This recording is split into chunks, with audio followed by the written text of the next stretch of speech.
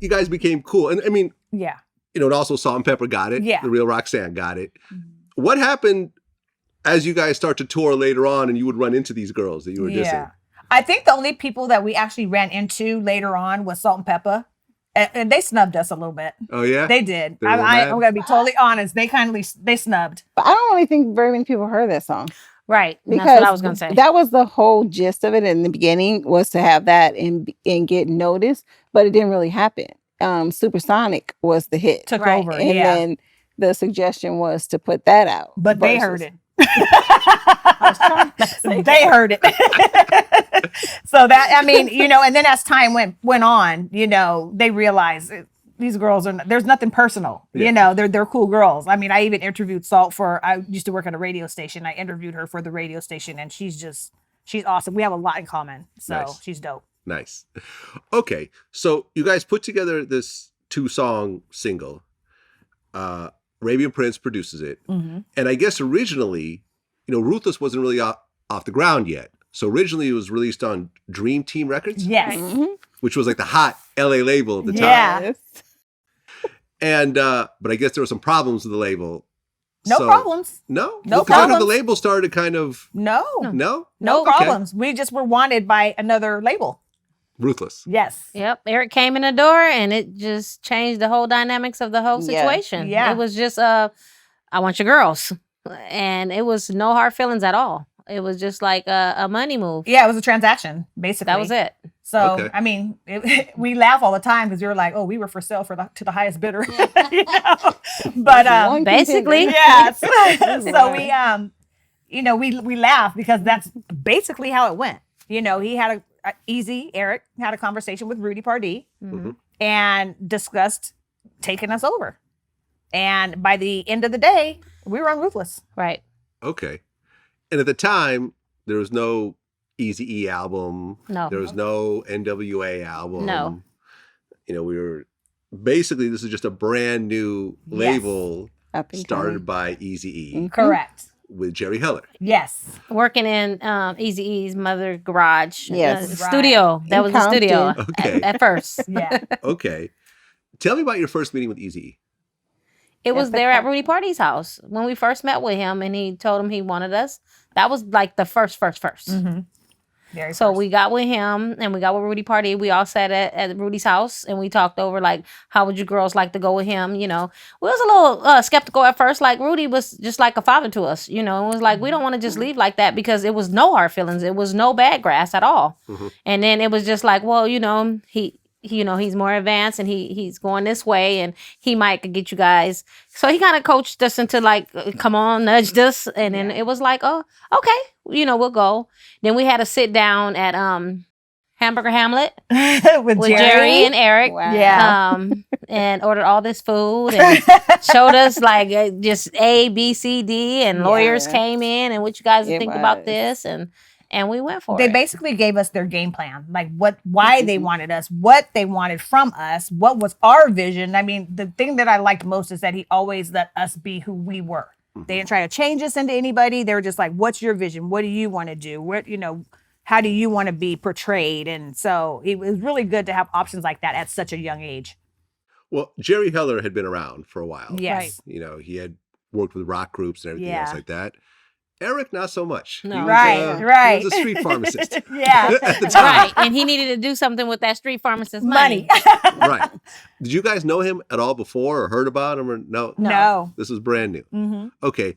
And where were you guys from at the time?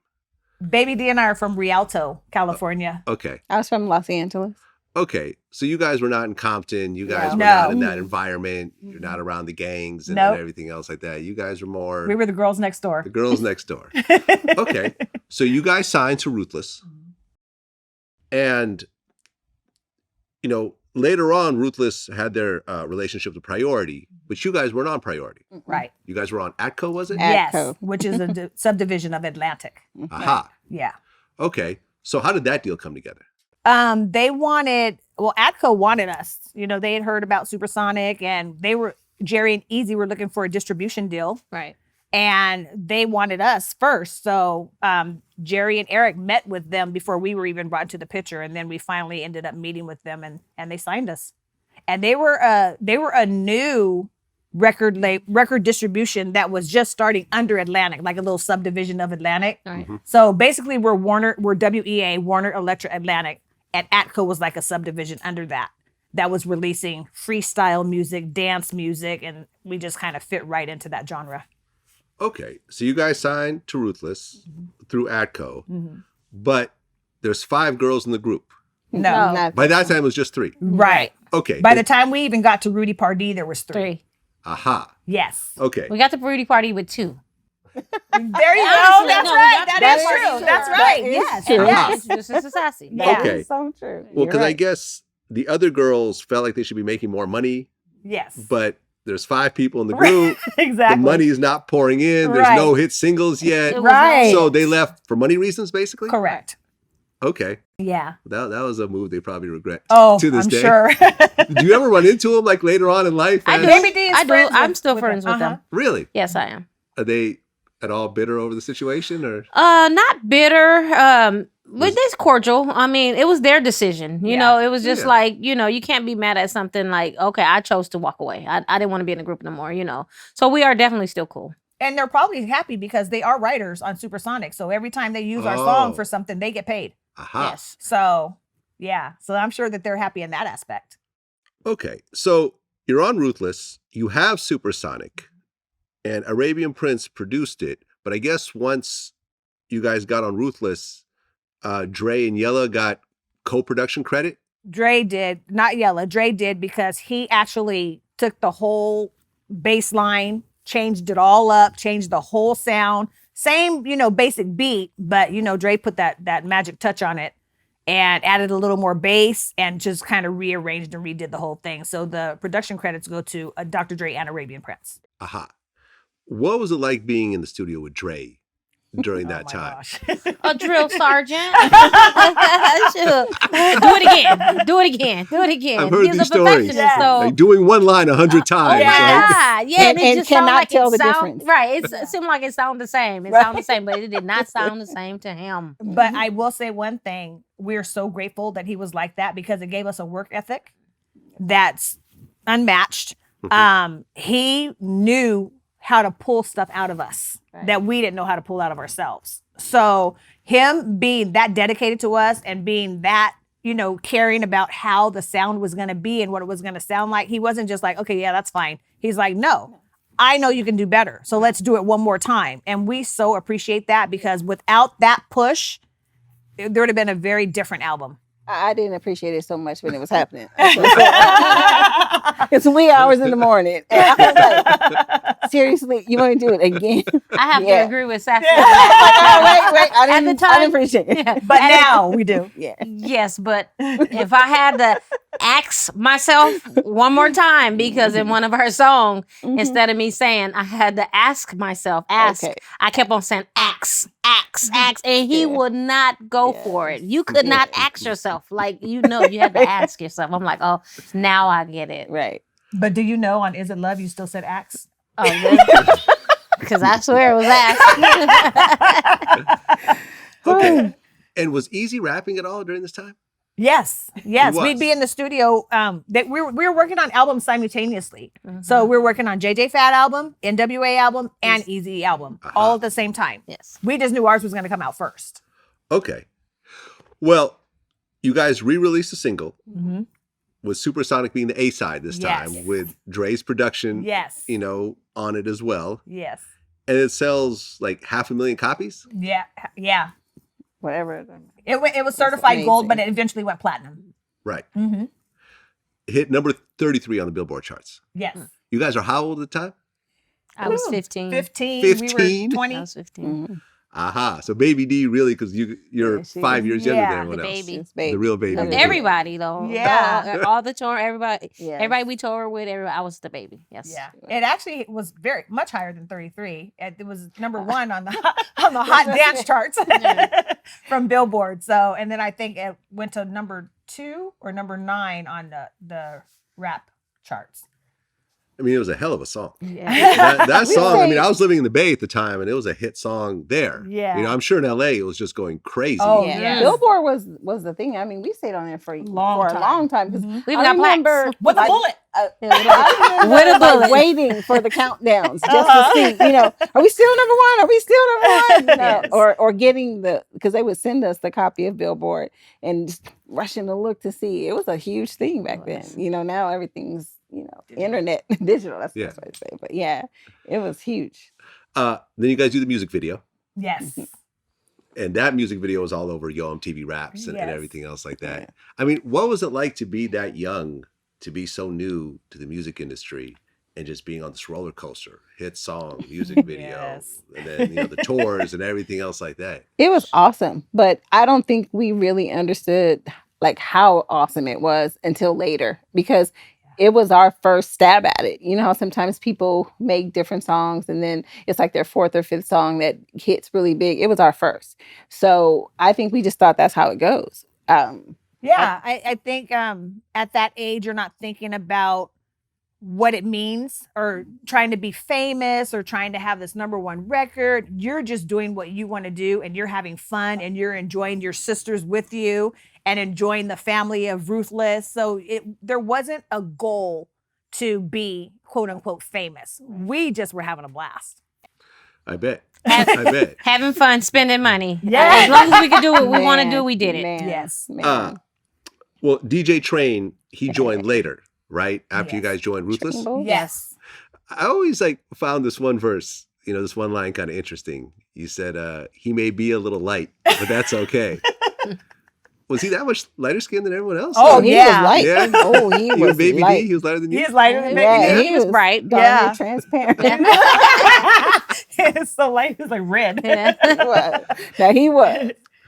Okay. So the album comes out, it goes crazy. I mean, the single goes crazy. How long after the single does the album come out? I want to say maybe like less than a month, right? I don't remember. I don't really remember that either, but I know it was less than a month. Okay. Yeah, Less than a month. I don't really remember exactly, but it was pretty quick after the single. How well does the album do? It was gold. The album went gold. Yeah, Yes. certified gold. Mhm. Okay, so now you have a platinum single and a gold album. Yes, and eventually that went platinum as well. And that went platinum as well. So you guys are off to the races Yeah. at this point. How long after your project does, the first Ruthless project after that was what, Easy Does It? Oh, It was an Easy Does It or NWA. I think it was One of the- NWA. one of the two. I think it I was don't NWA. remember who I came mean, out first. Yeah, I think it was I remember getting NWA. Easy Does It, and then I remember Straight Outta Compton comes out afterwards. Okay, that's You know, probably right. there was I thought NWA it and the was Posse came out. Remember that Right. project? Yeah. Which had like the Feel a Fresh crew Yes. and the DOC was on it and Hey. everything. But then that was sort of, there was like a bunch of albums that were sort It of was convoluted, a lot of albums. coming kind out. of Yeah. mushed together during that time. Exactly. Okay. Because when Easy Does It comes out, then Ruthless really starts to blow up. Mm-hmm. What was it like kind of being in the middle of all that? Shoot, we were on tour actually. Yeah. It's like they picked us up as soon as our single hit. We Yeah. went on tour, and from that point, we were touching bases still, but we were out on the road. Yeah, that's true. we were out on the road We were out a for a lot. long time, Aha. Right. You guys went on the Run DMC Runs House tour. Yes. Okay. and then we went on the Easy Does It tour right behind it. But I have to say that going on the Runs House tour, we had this was so interesting to me, kind of being like the little historian, but we were given an option to either go on the Runs House tour or to tour in Japan.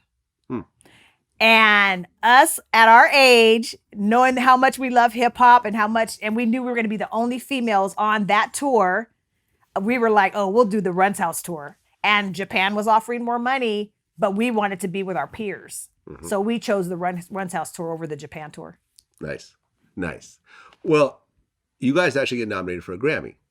And you guys are the first female rap group to be nominated for a rap Grammy ever. Yes. Amazing. And was that the first year they had the rap Yes. category for the Grammys? Yes. Televised. right? Yeah. No, period. I didn't Period. realize it was Yeah. period. Period. First rap category. Well, that's amazing. Well, you guys get nominated, but Jazzy Jeff and Fresh Prince win Yes. for Parents Just Don't Understand. Yes. Now, I was on the phone this morning with Arabian Prince about it. And he was saying how there was a little bit of, I don't know, something, how should I say this? Some people were upset a little bit in the group because although, Parents Just Don't Understand was a cool song, it wasn't popping like SuperSonic. Yeah. SuperSonic, I feel, was the bigger hit. Yes. So how did you feel about losing to, a song that wasn't as big as yours? I think we were kind of indifferent. I mean, of course, we were young and we wanted to win, of course, but I don't think we ever even vocalized that we were upset or that we were mad, because at the time when the Grammys came, we were on tour with them. Yeah. We were so close to them. We were amazingly good friends. So we were happy for them. Mm-hmm. And of course you want to win, but there was no hard feelings. There was no animosity. Yeah. There was no like, oh, we should have won that. There was none of that. The biggest thing for us was being at the Grammys. Yeah. Right. That's all we cared about. We got to bring our parents to the Grammys. We got to ride in a limo. I had us all tuxes made that were they're like tuxedo, but they had mini skirts at the bottom instead of the pants. And we had them rhinestones. So the biggest high for us was just being at the Grammys.